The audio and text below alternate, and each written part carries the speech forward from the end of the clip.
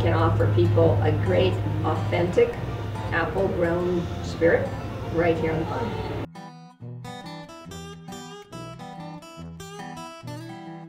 In 2007, the legislation allowed artisan distilleries to happen in the state of Washington, and they did it because they wanted more outlets for our agricultural products.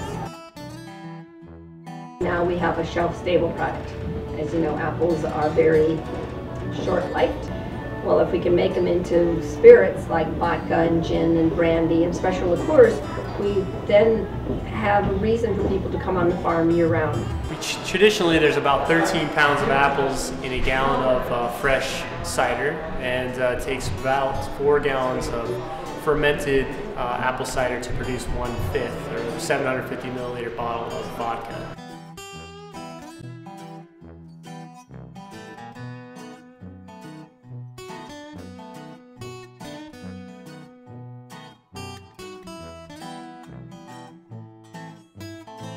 What happens to an apple during the whole process of getting it to one of these fine bottles? It's actually pretty simple. We take the apple, everything's grown on the farm, they're picked, and then we press them into juice. We take that juice and we ferment it.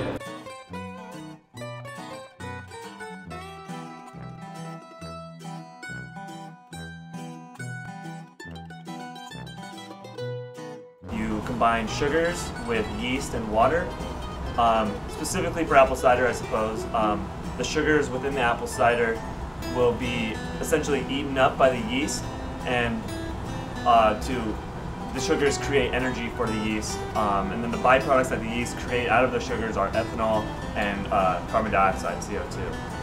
You can heat up that mixture of now alcohol and spent sugars, whatever's left over, and the boiling points of the alcohol will be lower than the boiling points of the rest of the mixture, water and whatever else is in there, so you can separate the alcohol by boiling point. When you're distilling apple sugars, there's a lot of other compounds, different esters, which are a flavor compound, that will come over and actually raise the boiling point. So all that other stuff is stuff from the apples that are good to drink, that are tasty. I think what sets us apart is that we're growing all the apples that go into it. So everything that goes into our vodka and our gin and our brandy and our eau de vie is our apples.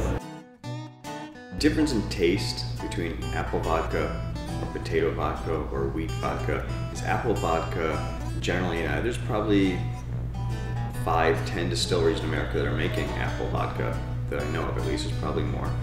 Apple vodka tends to result in a really crisp, clean vodka. The mouthfeel of potato vodka, as many people are aware, it's kind of buttery. It kind of leaves a nice residue on your mouth. Apple vodka, it leaves no discernible taste afterwards, and there's a sweetness. There's a natural lingering sweetness from apple vodka. The distillation itself produces a byproduct, and so it's apple cider and water and everything minus the alcohol. We pump it up and we bring it onto our orchard and we apply it on the grass in the orchard, so it in fact is rejuvenating our groundwater. We have a commercial apple press that goes through about 800 pounds of apples in 30 minutes roughly. Next door to our orchard we have a dairy, and lucky enough the cows enjoy a little apple pomace in the evening, so it's not a problem. We dump our apple pomace into the feed pile of the neighboring dairy cows. When you taste that apple right off the tree and it's just crispy and good, it makes it all worth it. And now we can take that crispy apple and put it into a bottle of vodka, and it makes a great vodka.